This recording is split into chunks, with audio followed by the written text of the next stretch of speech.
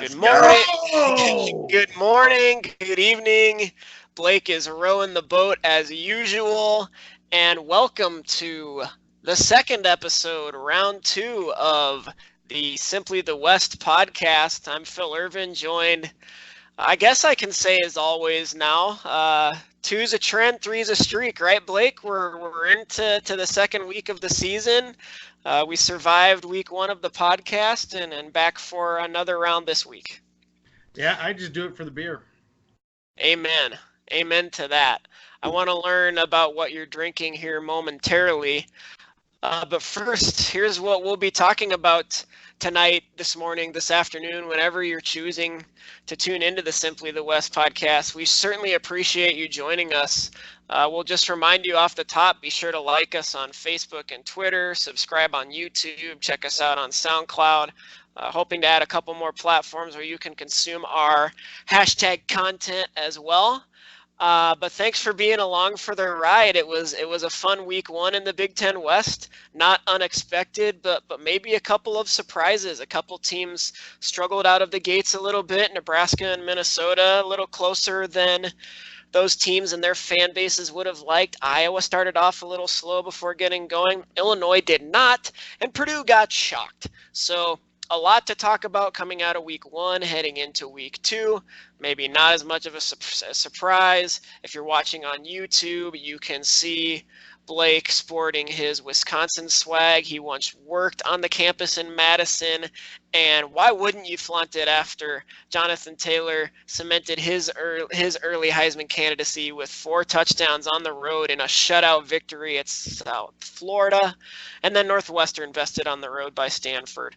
A lot to talk about. Now we get into week 2. We've got a couple good, maybe somewhat nationally relevant matchups. One team opens conference play, and a couple other teams, including maybe a little bit surprisingly, the Fighting Illini of Illinois won against Akron and looked really good doing it. So we'll offer our takeaways from week 1, reasons for alarm and reasons for optimism, and then dive into week 2. Blake, your initial thoughts as we get into round 2 of the Simply the West podcast. It's panic season. Nebraska, panic. Minnesota, panic. Iowa, panic. Only one that shouldn't be panicking, Wisconsin. Fair enough. We'll get into why here in just a moment. But first, as we will do on every episode of Simply the West, I want to know what you're drinking tonight, Blake. Oh, I'm lazy and stuck with my Nebraska pills. If it's not broken, don't fix it, right? Well, I just hadn't run out of any, and my wife would kill me if I'd go out and buy another 6-pack. So we're going to stick with this. Don't worry, I'll finish these by the end of the weekend. We'll have some different beer to go with. That sounds like a plan. You are resourceful, if nothing else. I had to call a bit of an audible myself, too, digging in the fridge. This right here is a craft brewed India Pale Ale from Costco. But if you've ever had Costco beer or wine, Costco actually, they're not paying us, no one is yet, to say this, but has a pretty good alcohol selection, and their craft beer is no exception. This is brewed and bottled by Bricks and Barley Brewing Company in Stevens Point, Wisconsin. So definitely fits the bill as a Big Ten West beer, and an IPA. I think it's a good time of year for an IPA. I don't know what it's like down there in Nebraska. This week, Blake, I was down there over the weekend. It actually got pretty warm, but there's a little bit of a chill in the air starting to come. It's feeling more and more like football season. I was actually out with my 2-year-old tonight, running around the yard, chasing him. He was tackling me, throwing the football back and forth. So just a little bit of a chill in the air, and definitely IPA weather as football season kind of gets into full swing here. Oh, don't you know, I was up in Minnesota this weekend, and it was very chilly out. They said there was a surprise thunderstorm as we were coming down, and I tell you what, I can't do this much longer, so... You kind of bounce between, like, Irish, Minnesotan, Scandinavian, maybe a little Scottish brogue, and I think, like, maybe even an Indian popped up in there somewhere. So we're going global with Simply the West here. Yeah, well, let's talk about racist. Wow, not at all. Let's talk about panic season. Let's start with Iowa. You think the Hawkeyes maybe have some cause for alarm, and then maybe some reasons why, if people are hitting the panic button super hard, they should resist that temptation. Give us the good, bad, and the ugly about our favorite Hawkeyes, Blake. Honestly, the good news is they're just like a Bill Snyder Kansas State good team. Bad news, they're just like a Bill Snyder Kansas State team. You're gonna ride that comparison all season, aren't you? I know. I mean, Boy. I realize this because I think of them as this smart team. I mean, they come out against like an Ohio State last year and they just trounce them. Or was that 2 years ago? I can't remember when it was when they kicked their crap out. But yeah, definitely lives in infamy. It's like they hide all these like wrinkles for one game and then they do it. They try to play this crazy idea that they need to be balanced. Nate Stanley's a good quarterback, but he's not good enough to be winning you games against really good teams. And I know it is against, who do they play? Miami, Ohio. Miami, Ohio, they moved the ball on them for a little while, but then it's just snot bubble. They just hit each other. They just kept going. Sargent is about, he's probably above average. I wouldn't say he's definitely not a Jonathan Taylor type running back. They got some good wide receivers that they brought in. I have a transfer from Michigan and a couple guys that are high jumpers. And of course, the defense is just really stout as well. They are a little susceptible to the pass. Nobody's going to be able to run against them, honestly. But if there is some reason for optimism, is that they will match up really well against Wisconsin, and we'll talk more against Wisconsin. But I do think that they match up pretty well, and if they can get a little bit better production out of the pass game, that could be a big thing for them going on for the year. Sure. The Fighting Ferences get back at it. They actually open conference play, kind of a sporadic non-conference schedule to open the season. 11 a.m. this Saturday at Rutgers on FS1, the next Hawkeyes matchup. We want to, as we go through sort of team by team on this second SOD, break down the non-conference schedule. When you look at the rest of what Iowa faces outside the Big Ten, what are you seeing, Blake? Well, so they got Rutgers this week, and then they got Iowa State. Which Rutgers should, we assume, be a win. Yeah, they should win that game. Honestly, they could probably run it 50 times in that game and get it done in under 2 hours. And poor Rutgers. Yeah, and they probably will score 40 points. Sure. Just running it every single time. But they play Iowa State next, and I know Iowa State didn't look very good because they're playing Northern Iowa, but Northern Iowa is a FCS powerhouse. Anytime, and it's the first game of the season. That's going to be the theme of this podcast, is that I know I was talking about panic season. Nobody should be thinking anything about these games. It's the first game of the season. Yes, it can create trends, but really we don't know anything about these teams until they start playing each other in conference. Wasn't there something particularly, I don't know what the right adjective is, bizarre when these in-state Iowa teams play? Northern Iowa has given the Hawkeyes a run for their money multiple times. They just did it to Iowa State. I don't think it matters if Iowa State is at the bottom of the Big 12 or maybe potentially near the top like it is this year. That game against Iowa, that whole notion of throw everything out the window, this is an in-state rivalry, that's real in the Corn State, isn't it? Oh, for sure. And I mean, the thing that would give me pause is that, you know what, when I watched the game, the Iowa State and Northern Iowa, I keep wanting to say Northern Illinois because they play Nebraska in a couple weeks. But UNI, and they're a tough team. They played hard-nosed defense. Iowa State actually is tough. They were running smash mouth, and it was a spread smash mouth. They do throw the ball fairly well. They have a lot of athletes. There was just a lot of mistakes that happened that kept UNI in the game. Sure. So, I mean, I would still be worried about Iowa State coming up. And then they have Middle Tennessee State, who just got trounced by Michigan. But you know what? They can still throw the ball a little bit too. So it could be I mean, it's similar to the Miami game.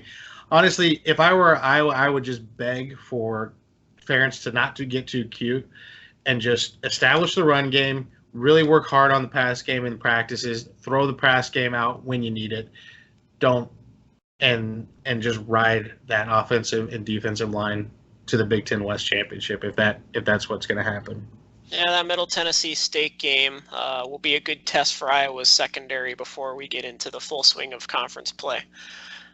Let's take a look at Illinois. The Illini might have had the most complete victory, maybe save for Wisconsin, of anybody in the division. It was Lovey against Bears Akron. know something more than we do. Absolutely. I think they proved a lot of people, I don't know if they proved them wrong yet, but at least caught some attention and maybe raised a few eyebrows in week one.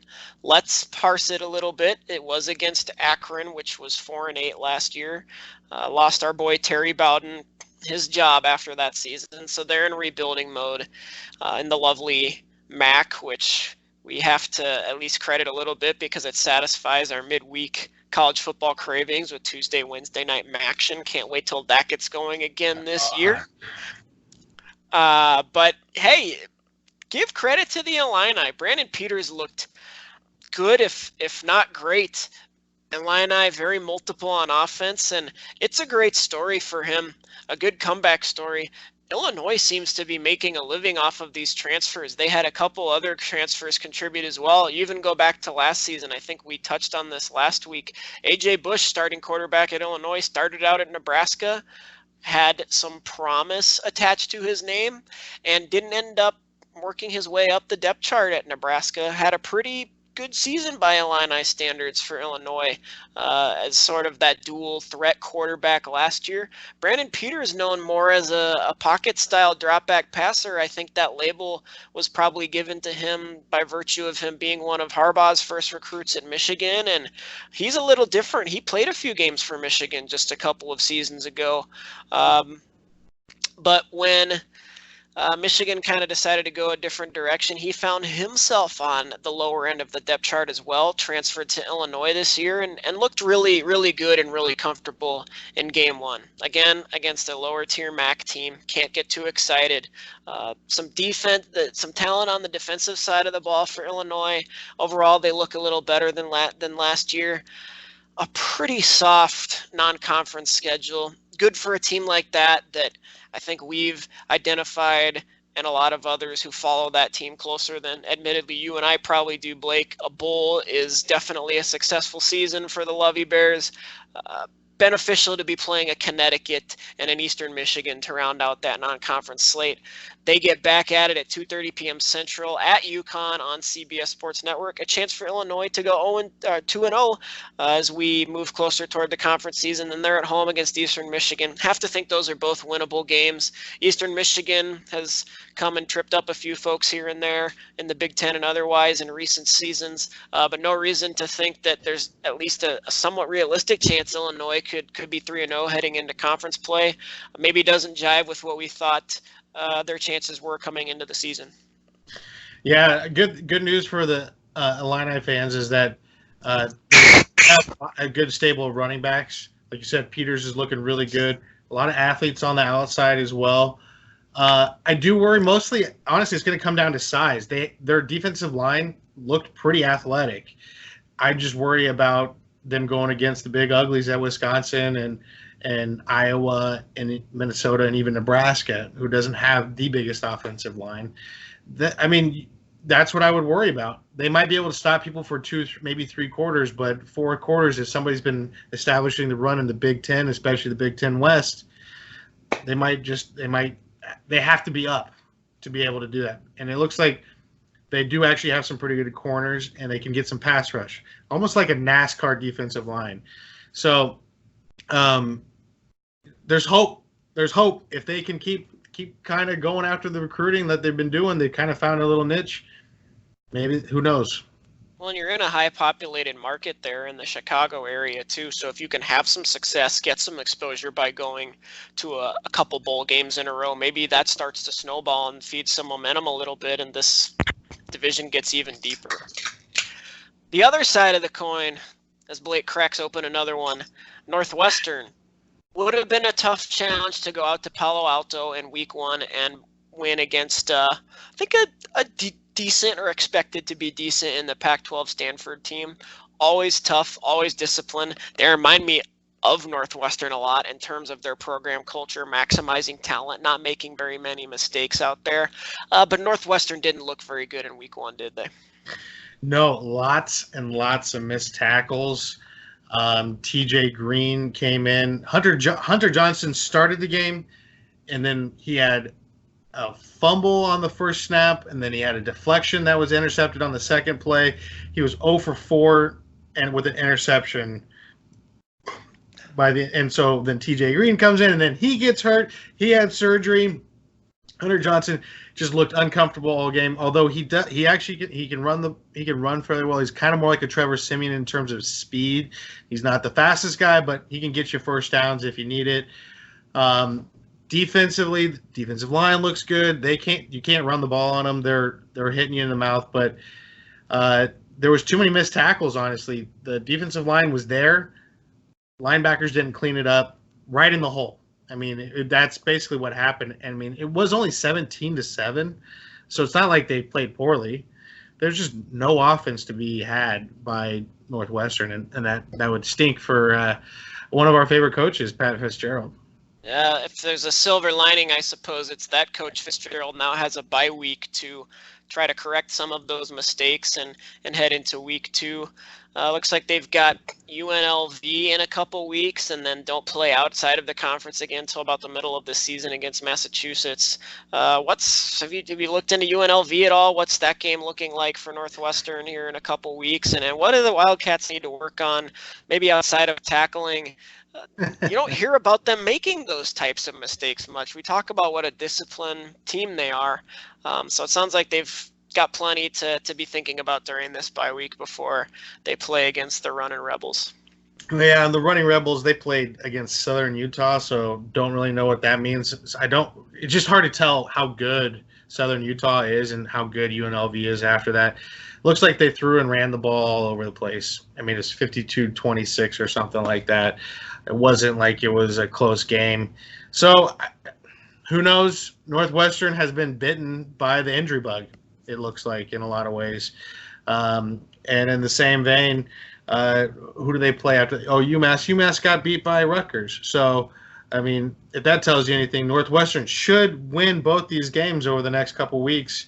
But who knows? I mean, if they're injured enough, it could be bad. They've been known to start seasons slow. Just take a look at last year. Didn't come out of the gates very well at all and ended up going to the Big Ten championship. If there's any lesson to be taken there, I suppose it is a long season, and we have to remember that. It'll be over before we know it, but at the same time, as Blake's been alluding to, you don't know a whole lot yet. We will after this week. Minnesota.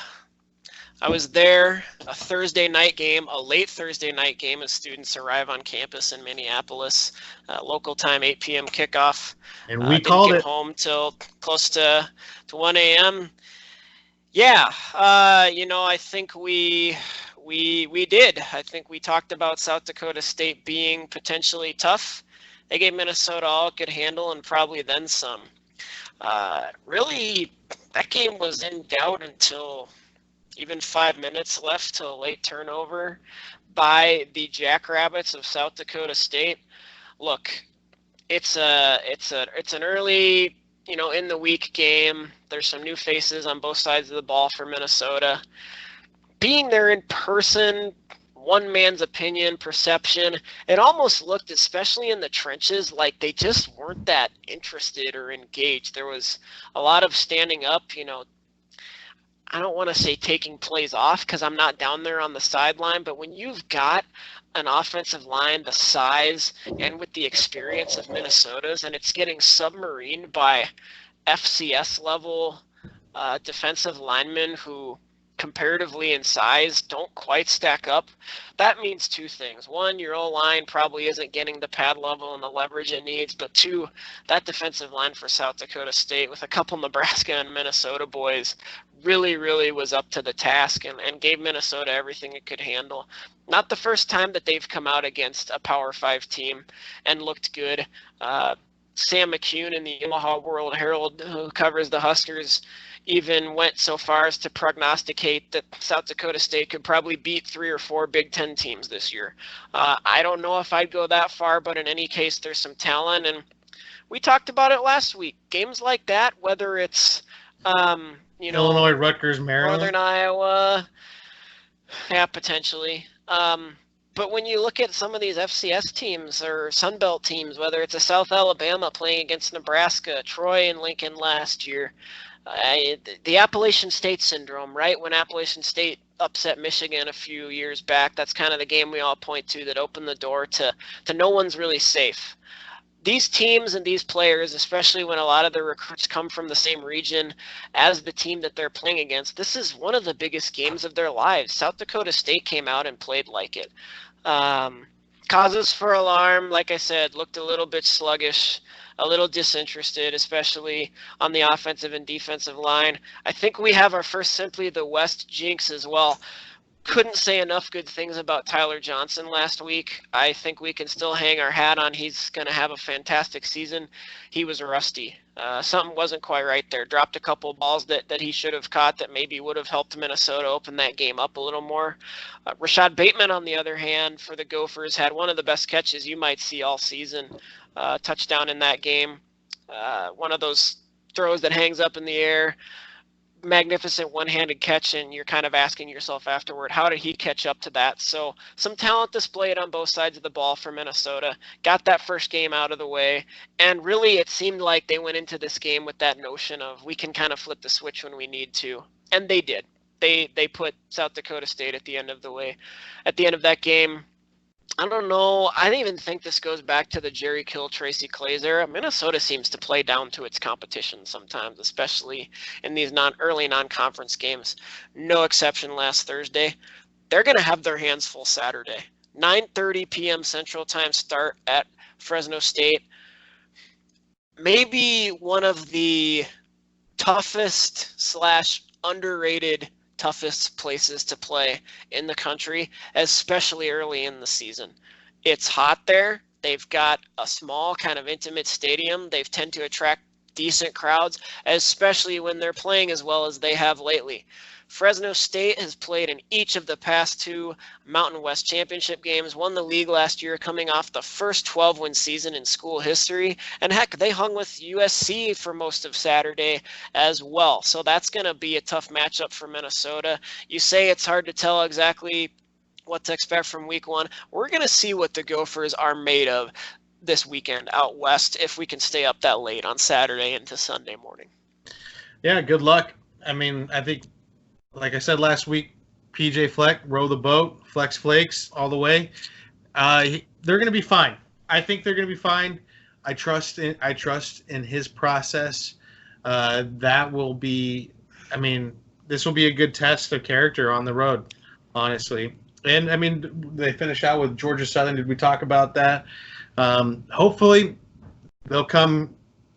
I just want to see a really tough, good, a lot of close, good games for the Big Ten West, and I'm hoping Minnesota will help provide that. So I think those are the kind of games Minnesota's built to win, to be honest with you. Those tough, old school, kind of grinded out, stereotypical Big Ten West kind of slugfest. Minnesota seems better equipped to handle those this year than maybe it has been in the past. But they need some better quarterback play. I saw a lot of errant throws and a lot of just poor, a lot of sailed throws, a lot of slow decision making on option reads when just wasn't as decisive as what I saw when he played against Nebraska. When he came in and played against Nebraska, he was a lot more decisive. Now, obviously, Nebraska is a different team this year, and so is Minnesota. There was a lot. It wasn't near as good as I thought it would be with the guy having, 2 weeks, week and a half to prepare as the starter. Sure, yeah. Tanner Morgan's the quarterback you're referring to, and he's an interesting cat. He's not gonna win you games, but if put in the right position, he's not gonna lose you a whole lot of games. They need to make sure they do a good job of putting him in position to be successful, to run that zone read, to commit to that run.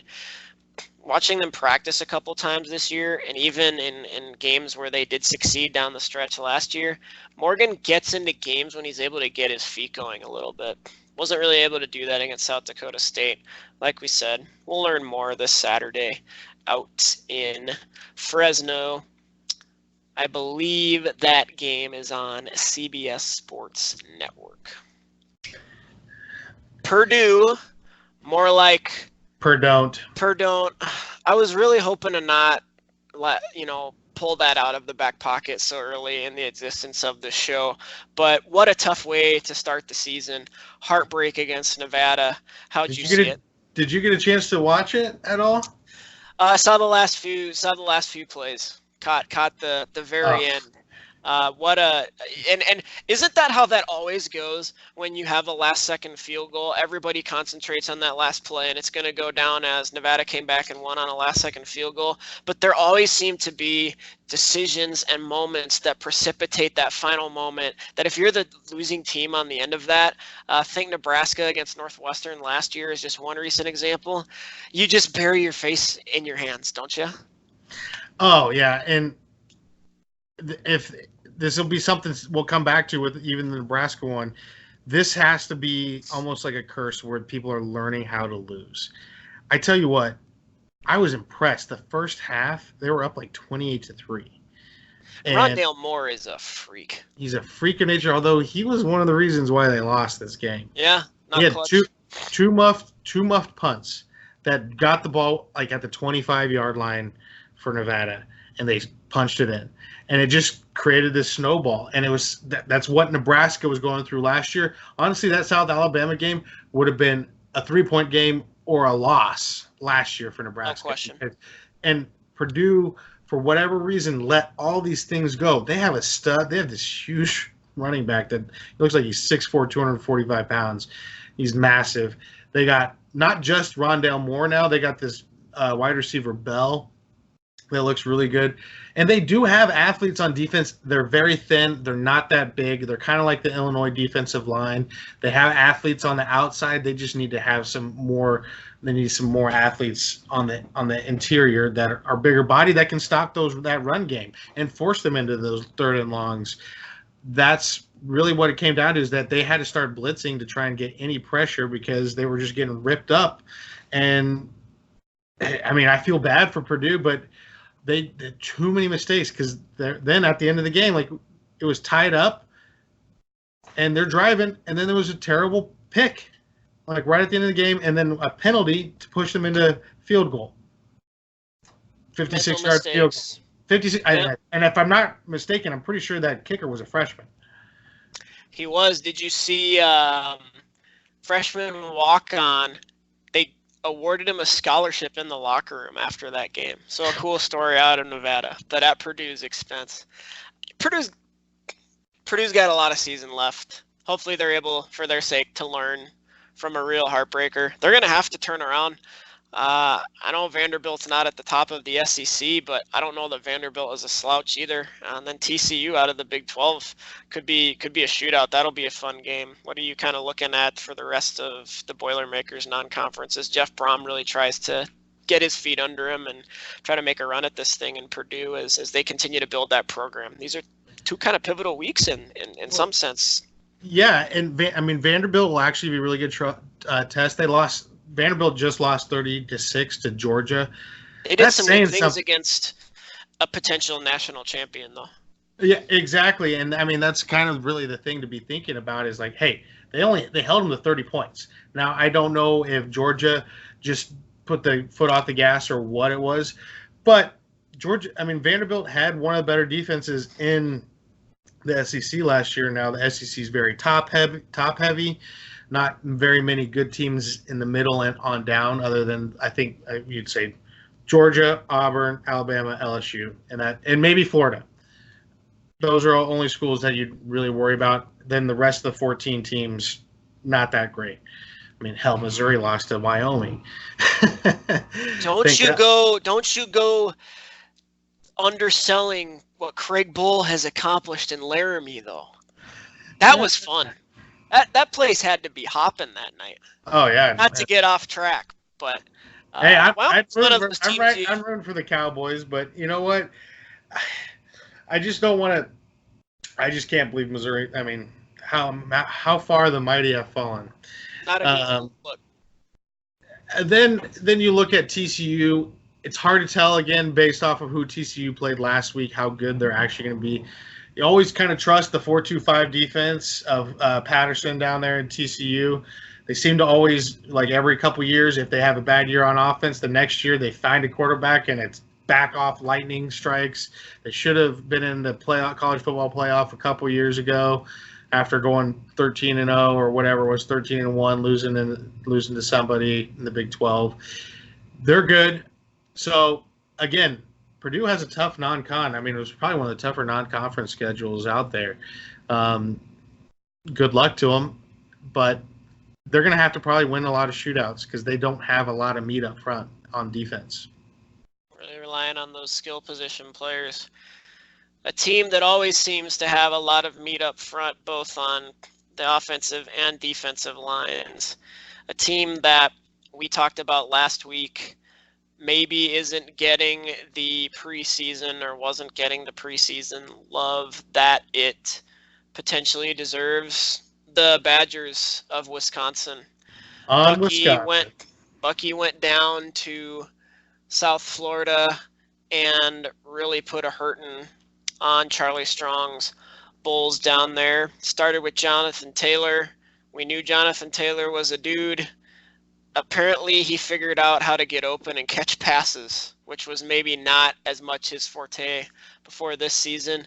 4 touchdowns, 2 on the ground, 2 through the air, 48 receiving yards, 135 rushing yards. Again, a Heisman candidate. He does so much for them. And look, this happens with Wisconsin all the time. The Melvin Gordons, the Ron Danes of yesteryear get all the love in the world, and rightly so, but you're not running for that type of yardage that consistently if you don't have some absolute hosses up front. Wisconsin's offensive line, at least through one game, appears to be much improved this year, and it's the same on defense. Blake calls it no daylight defense, and that's really what it is. They just don't give you much. They didn't give South Florida, which is a tough place to play. You know, you're going down on the road. It's a night game. It's a Friday night. It's down in Florida where the heat could be a factor.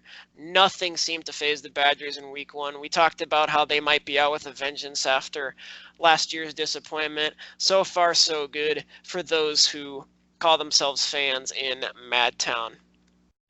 Yeah, and I mean, you just got to remember, they weren't getting as good a push as they have in the years past on the offensive line. South Florida has a lot of athletes. They still produce good athletes down there. And you were still seeing the Badgers offensive line struggling to get a good push. But I tell you what, Jonathan Taylor, I'm going to be picking. They're my pick. After I'm coming out, they're my pick to win it this year. They might not have the best of quarterbacks, but he will win you a Big Ten West championship. Might not be able to be enough without the quarterback play. I tell you what, Jack Cohn did not look that great. I mean, they did not have – he looked like Hornibrook all over again, honestly. So unless Graham Mertz can pick it up, I'm worried about them when they get to the championship. But their defense looks smothering, and they don't mess around. This is what Iowa wishes they would be. They come out, they smack you in the face. Now, they do have a good wide receiver now. Quintez Cephas came back. He got off on his charges, and it looks like he hasn't missed a step. He must have been working out the whole time he was kicked off campus. So that's good news for the Badgers. I think they're winning the Big Ten West after watching that game. And I know I'm overreacting, but that's how good he looked. He looked like he lost maybe 10 pounds, got a little bit thinner, and just a lot more explosive than last year. Last year he looked bigger, like he needed to take on a lot more hits. He made the craziest move through the hole where he like juked guys in the backfield and ducked under a guy and went right through the hole up for a touchdown. It was phenomenal. I'm calling them Big Ten West champions. As much as it hurts. So many teams feel good if they have a running back who can slash and cut and go around defenders, kind of that scat back mentality, and then more of a power back bruiser to go with it and complement it. Taylor's one of those rare guys who's both, and he's probably the best version of both. He's going to be fun to watch for the rest of the year. Starting this Saturday on Big Ten Network at 2:30 p.m. Central. A lot of teams playing in that 2:30 time slot. Your thumb might get a little sore from the remote control this weekend if you're hopping around, keeping an eye on what's going on around the division. Badgers host Central Michigan, then they get an early season bye, kind of like Northwestern. October 5th, they play Kent State in their final non-conference game. But sandwiched in there are games against Michigan. That's actually looking like a pretty fun, solid matchup. Badgers against the Wolverines on September 21st. And then on the final weekend of this opening month of the best time of the year, college football season, the Badgers will take on Northwestern. Maybe one of the most anticipated, and maybe at least in the top 5 to 10 anticipated games in what's a fairly bland week 2 slate, talking about the national college football landscape now.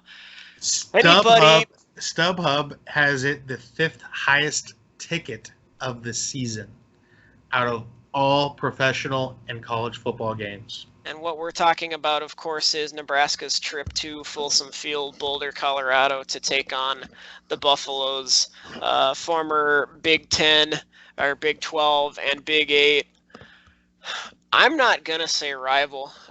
Growing up in Nebraska, if you ask people from Boulder who the rival is, they would obviously say the Cornhuskers.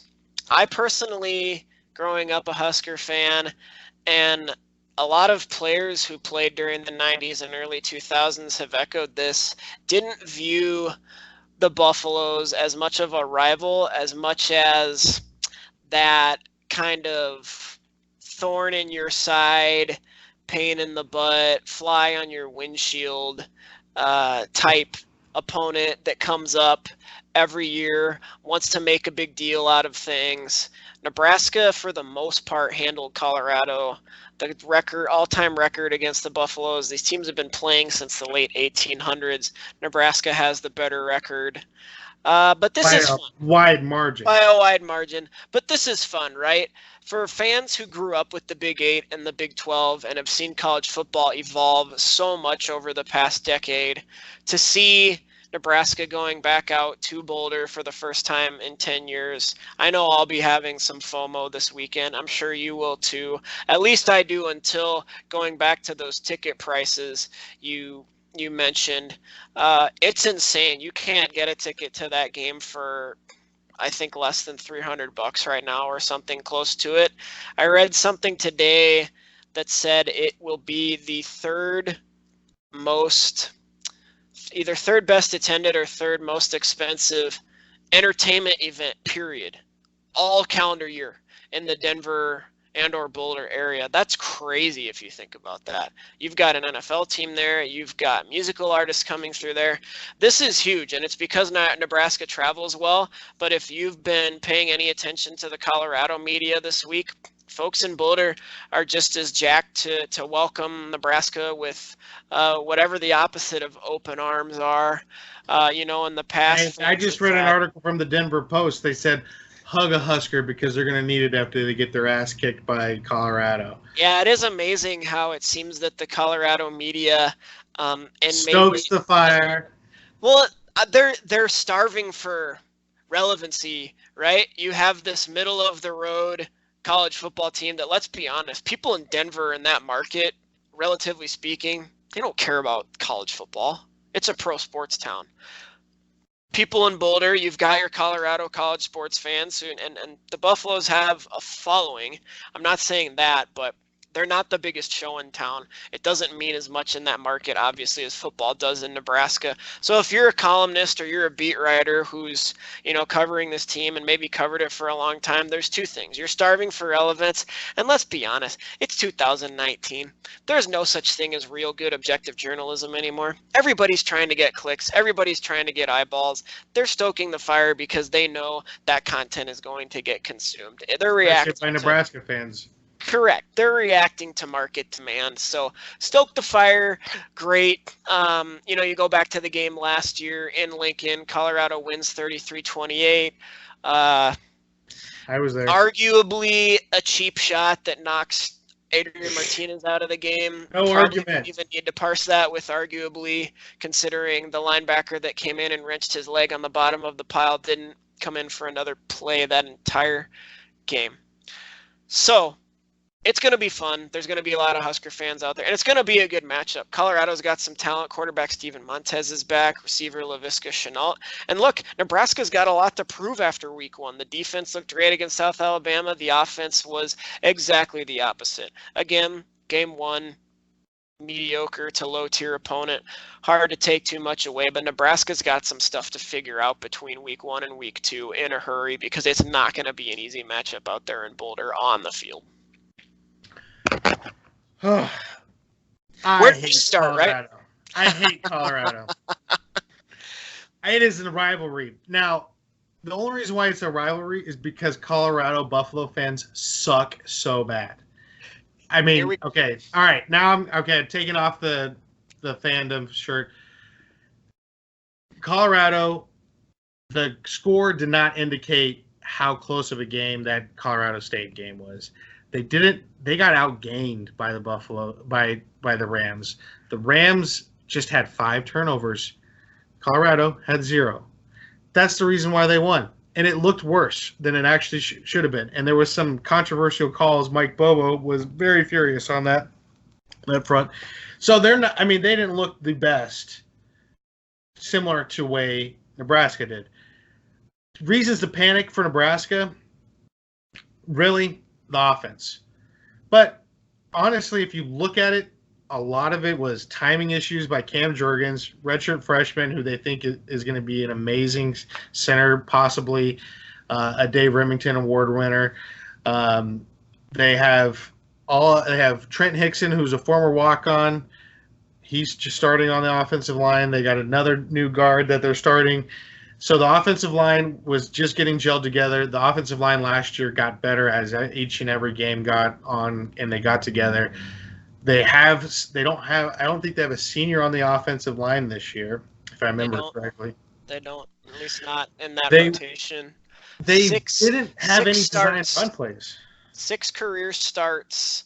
So Hymas and 3 interior linemen total. The 3 interior linemen, so Hickson, Jurgens, and the right guard Bo Wilson have a combined 6 career starts. I guess now 9 if you count Saturday's game. A lot of inexperience there. And I think before I cut you off, were kind of going to get into the play calling too. They had a really hard time getting into a rhythm period on offense Saturday. Yeah, the snaps, he was constantly jumping up and down, and this offense is predicated on rhythm. Rhythm and tempo. And tempo, yep. Exactly. And there was no design runs. It was almost like they were trying to protect him, just say, let's hand the ball off. We can beat this team no matter what.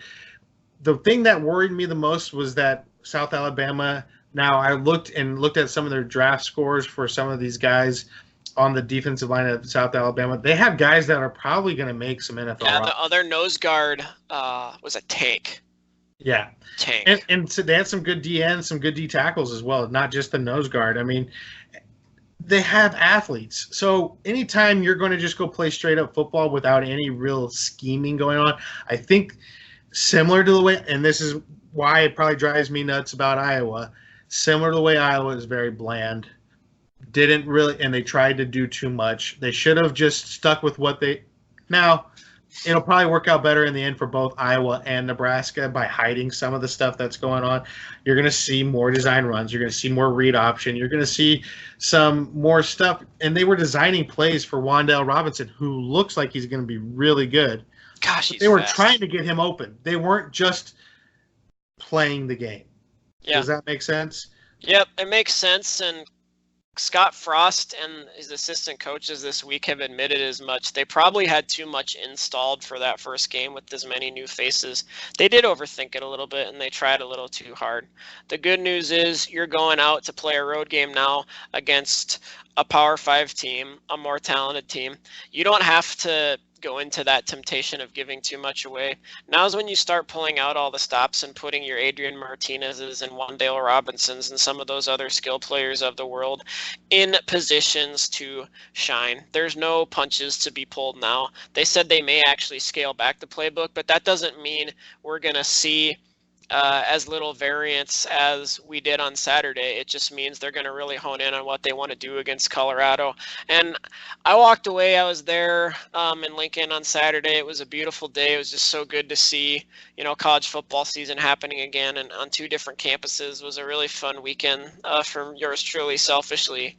It was weird walking away from that game because you felt so good about the defense and about special teams, which have been areas of weakness for this team in the past. And if you're going to have one of those 3 phases to worry about as a Husker fan, I'd probably pick the offense, just because you have a coach who is an offensive guru. You have a fantastic sophomore quarterback who's proven that he can bounce back from adversity in the middle of games. There's no reason to think Martinez can't bounce back from easily his worst game as a Husker with a great game this Saturday.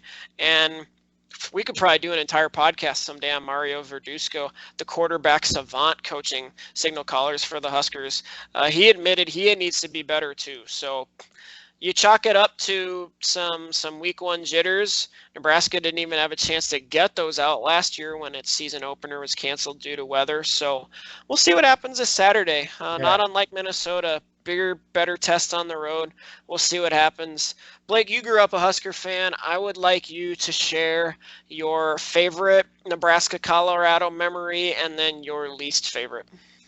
I was at the maybe it was a 2000 game where they were at Nebraska. Colorado came down, went for 2 to go ahead, and this is before Nebraska knew how to throw the ball past 5 yards. and if they threw it deep, they had to go through a play action pass out of the I formation. Yeah, or the option pass. Yeah, still happened. He hits Eric Crouch hits a pass to Bobby Newcomb down the middle.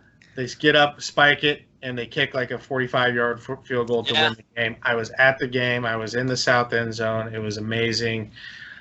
That was probably my favorite. Obviously, least favorite is probably the 62-36 game. Yeah, for guys our age, that was the first moment of, what is happening? We'd been so used to Nebraska being so dominant. It was a bizarre feeling to see them just trounced by somebody like that. Bobby Purify, that running back, Chris Brown. They had a tight end. Yeah, I watched the game today. I was so pissed. You got me fired up. Now you're fired up this week, so that'd have to be my worst memory too. What is it? F the Buffs? Is that what we say? Yeah, something like that. It's going to be fun. A lot of nostalgia this weekend.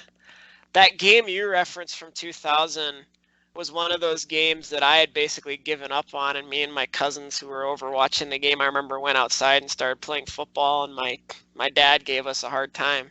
We're 11 at the time. He said, they're going to come back and you're going to wish you would have watched this game. And sure enough, he comes running out into the yard toward the end of the 4th quarter. They're about to kick a field goal to win. So that's cool that you were there for that. I have a similar story, more recent.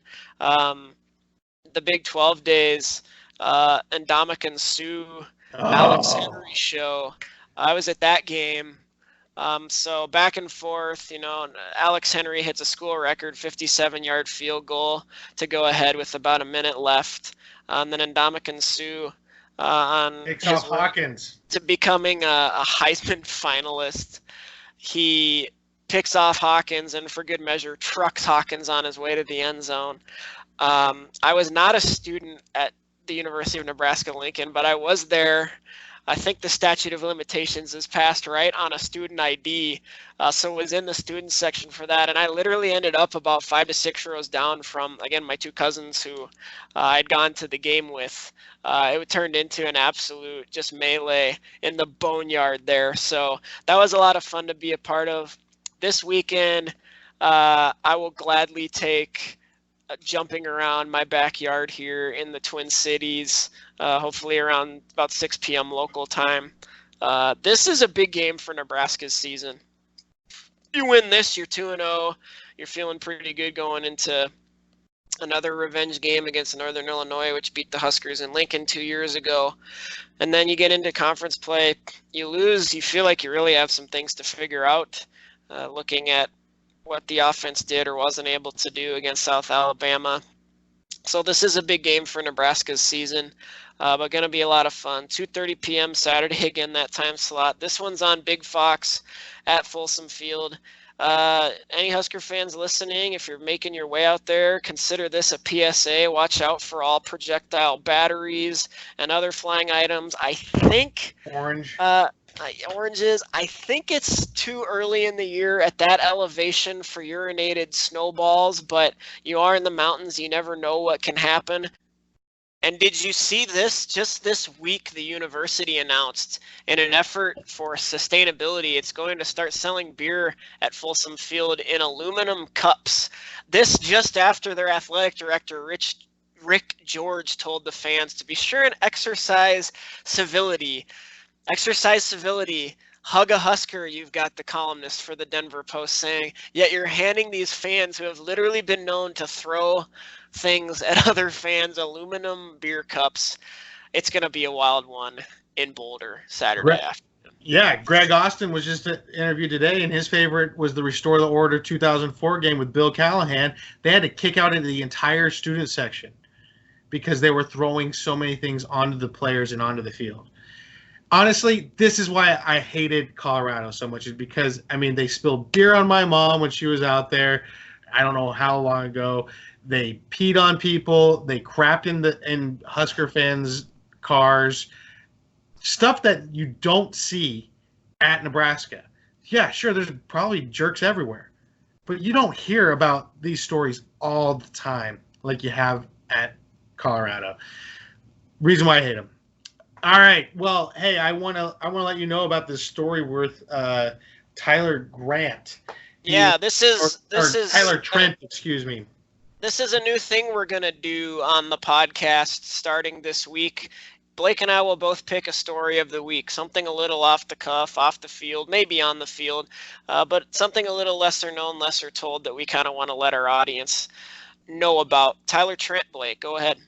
Yeah, so this was the young man that was diagnosed with cancer at 15. He was a huge Purdue super fan, and he was kind of like the little mascot super fan for Purdue last year, and he was one of the reasons that helped inspire Purdue to beat Ohio State. Now, whether or not he was like a huge reason for those guys is besides the point. It became a national story after that upset. It was awesome.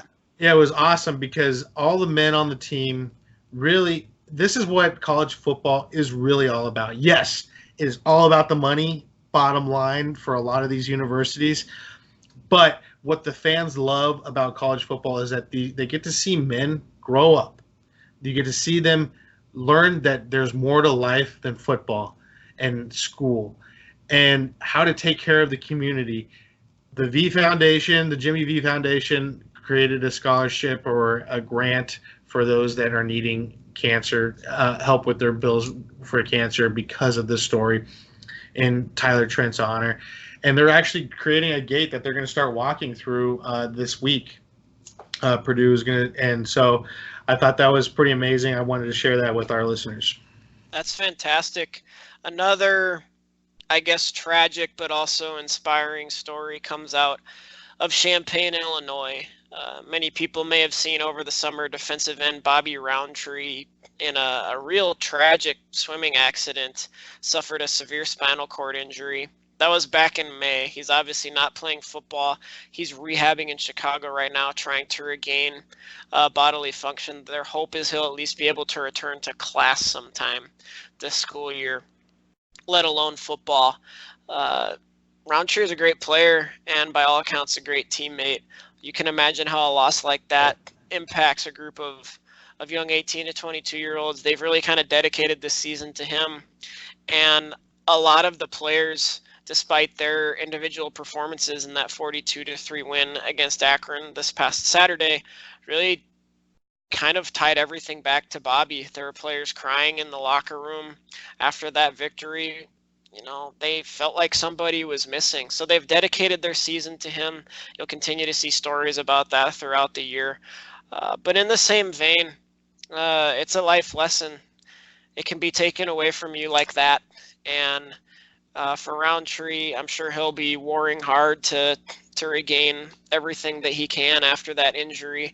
But to have an entire team like that behind him, I'm sure is inspiring for him and his family, and a great story as well. We'll continue to try to bring those to our audience throughout the year, but that is pretty much going to do it for episode 2 here. A lot to look forward to in week 2. We appreciate you joining us. Blake, any final closing thoughts from lovely Omaha, Nebraska? Smash that like button on YouTube so that the algorithm will push us up. And comment. Give us good comments. Yeah. Mark Vlogger, give us a good comment. We want feedback. We want to hear what you're thinking heading into week 2. Like Blake said, YouTube, Facebook, Twitter, SoundCloud, and we also have a website, simplythewest.wixsite.com/simplythewest. Thank you for joining us and enjoy your football Saturday. Last thing, guys, if anybody wants to, I'm going to be posting my picks for the week for the Big Ten West. You can follow me on the Action Network. I'll post a link on Facebook so you can do that. And if you want to see us do a quick overreaction, do like a 2-minute drill for each team, let us know, and we'll go ahead and do a little 2-minute drill on either Sundays or Mondays, and we'll each post our reaction. Right on. Be good.